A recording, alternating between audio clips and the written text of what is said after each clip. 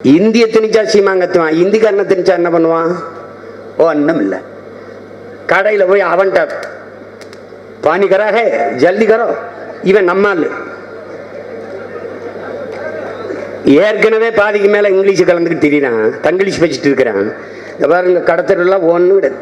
ஆல்வினி audio lights, Kalyani store, பாரு எழுத்துப்புற தமிழ்ல இருக்கேன், உச்சரிப்பு இங்கிலீஷ், இதுதான் தங்கிலீஷ். இதுக்காவது ஒரு வாக்கு செலுத்தி என்னை வெல்ல விட்டு தயவு செய்து. தமிழும் இருக்காது, தமிழ்நாடும் இருக்காது, ஒன்னும் இருக்காது. நீ இருக்க மாட்ட, நீ எனக்கு போடுவ, போடுறீங்க இல்லைன்னா வட இந்தியா உடனே போடுவான், அப்புறம் என்ன தேடுவேன்.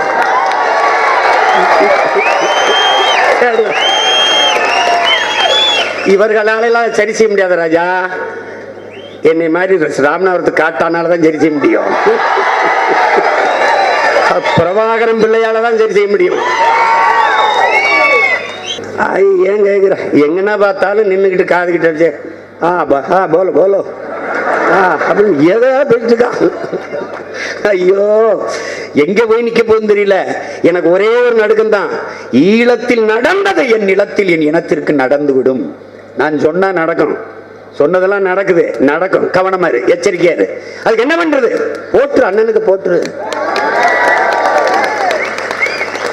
அங்கிருந்து இப்படி வருது இல்ல ட்ரெயின், தொடர வேண்டிய அங்கிருந்து இப்படி வருது இல்ல, இங்கிருந்து அப்படி போகும்.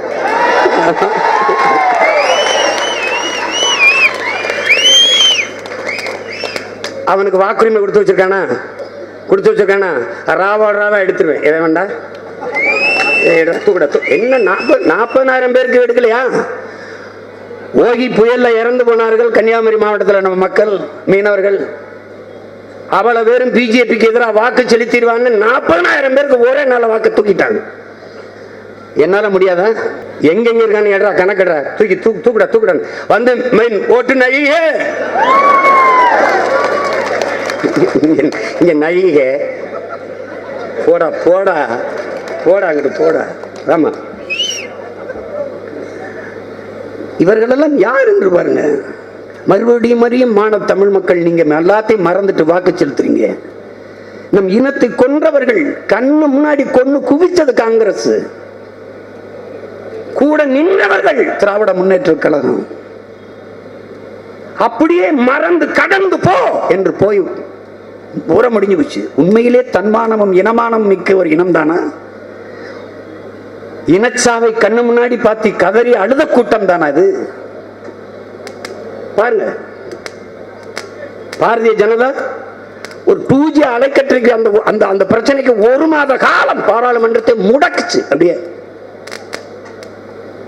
பக்கத்தில் ஒரு தீவில் ஒரு இனம் கொன்றழிக்கப்படுகிறது. நாங்கள் யார்? இந்திய பெருநில முறைக்கும் பரவி வாழ்ந்த பெருங்குடி மக்கள். இமயத்தில் கொடியை நட்டான் இமயவரம்பன் நெடுஞ்சாரலாதான் என்றால் ஊரா நாட்டில் ஓடி நட்டிருக்க முடியாது. நாம் பேசலாம், இனப்பட்டுல பேசுறேன்னு நினைக்கலாம். இந்திய அரசியல் சாசனத்தை வகுத்து கொடுத்தார் அறிவாசான் அண்ணல் அம்பேத்கர். இந்த நிலப்பரப்பு முழுதும் தமிழை தாய்மொழியாக கொண்ட நாகர்கள் தான் பரவி வாழ்ந்தார்கள். இந்த நாட்டை என் நாடு என்று சொந்தம் கொண்டாடி கொள்ள இந்தியாவில் ஒரே ஒரு இனத்திற்கு தான் உரிமை உண்டு, அது தமிழர்களுக்கு என்று சொல்றார். இப்ப நம்மால பேசுறாரு மகாகவி பாரதியா. ஐயோ, அவன் சின்ன வயசுல ஏன் சத்தான் இப்பதான் புரியுது. அவன் பாரதி ஐயோ யாரோ எழுதி கொடுத்துறாங்க.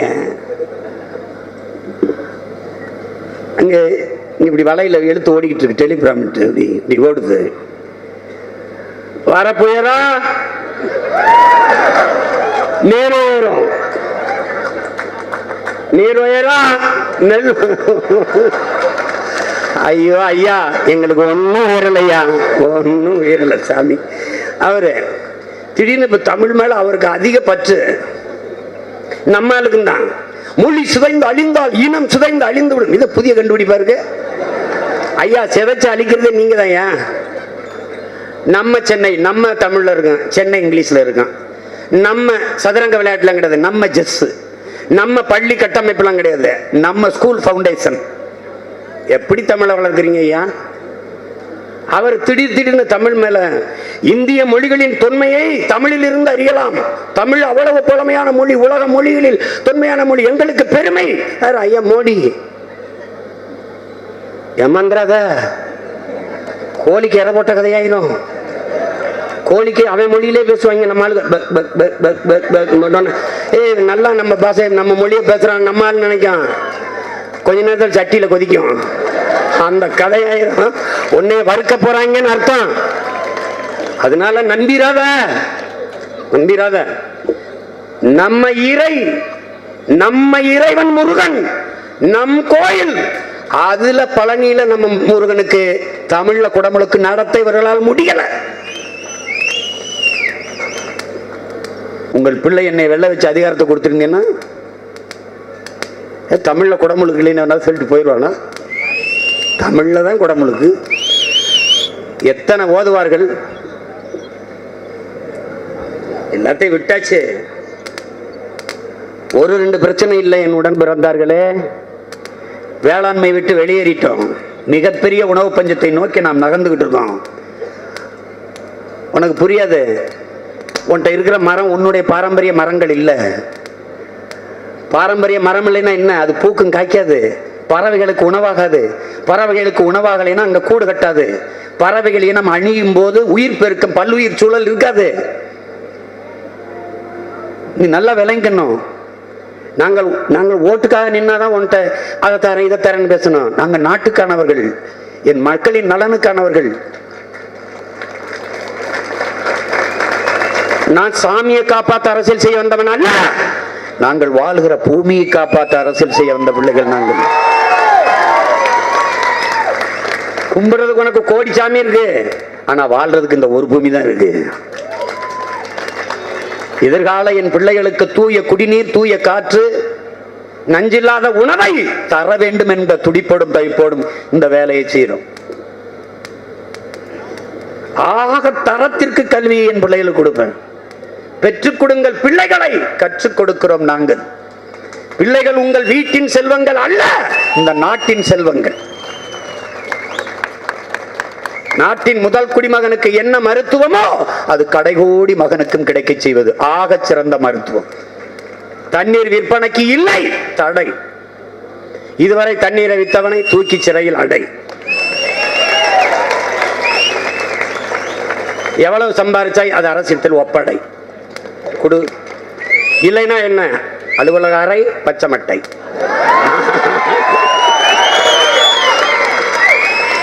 அடிச்சு மூத்தோலை உரிச்சு உப்பு தண்ணியை கரைச்சி ஊற்றி விட்டுருவோம். அவன் ஒரு ரூபா இல்லாமல் எல்லாத்தையும் எடுத்துக்கிங்க சாமி, வச்சுக்கிறீங்க சாமி. தண்ணீர் உலக உயிர்களின் உயிர் தேவை. அதை விற்பனை செய்வது போல துரோகம் உலகத்தில் ஒண்ணும் கிடையாது, கொடுமை ஒண்ணும் கிடையாது, ஒண்ணுமே கிடையாது. தண்ணீர் மானுட தேவை மட்டும்தானா? மனிதனுக்கு மட்டும்தானா? அது புல்லு, பூண்டு, நாய், நரி, எறும்பு, கொக்கு, புலி, கரடி, சிங்கம், காக்கை, சிட்டுக்குருவி எல்லாத்துக்குமானது இல்லையா? நான் நடந்து போற சாலையில் பூக்கள்ல வண்ணத்து பூச்சி வந்து உட்கார மாதிரி படத்தை வரைஞ்சி வச்சிருக்கான். ஒரு வண்ணத்து பூச்சி பூக்கள்ல உட்கார்றது இல்லை, ஏன்னா வண்ணத்து பூச்சி இல்லை. காடுகளுக்குள்ள பயணம் செய்யறேன் இன்னைக்கு, ஒரு பறவை கூட கத்தல, ஏன்னா இல்லை, செத்துருச்சு. பறவை இல்லைன்னா என்னன்னு, பறவை இல்லைன்னா உயிர் பெருக்கமே இல்லையே. தேனி, வண்ணத்து பூச்சி இல்லைன்னா பூக்கும் காய்க்காதே. அந்த மகரந்த கடத்தலை செய்கிற உன்னதமான உயிரினங்கள் இல்லையா? அவன் சொல்றான், பார்க்க அருவருப்பா இருக்கிற இந்த உயிர் இருக்குல்ல, இந்த மண்புழு பார்க்க அருவருப்பா சிங்கமா இருக்குல்ல, இது செய்கிற பணியை உலகத்தில் எந்த உயிரினமும் செய்யலடாங்கிறான். 40,000 முறை இந்த பூமியை உழுகுதுங்கிறான்.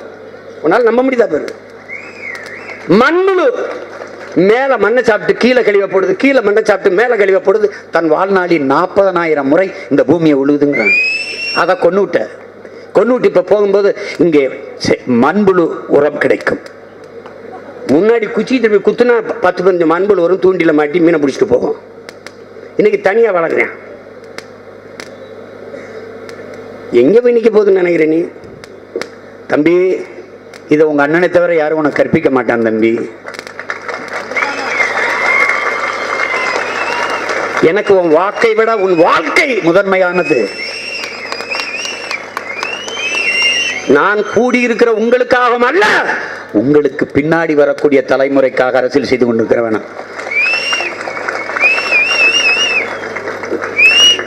எங்க அப்பா நம்மாழ்வார் என்ன சொல்றாங்க, இன்னைக்கு பிறக்கிற குழந்தைக்கு 25 ஆண்டு கழித்து இந்த பூமியில் வாழ இடம் இருக்காது, இல்லை என்றால் வாழ்கிற இடமாக இந்த பூமி இருக்காதுங்கிறாங்க.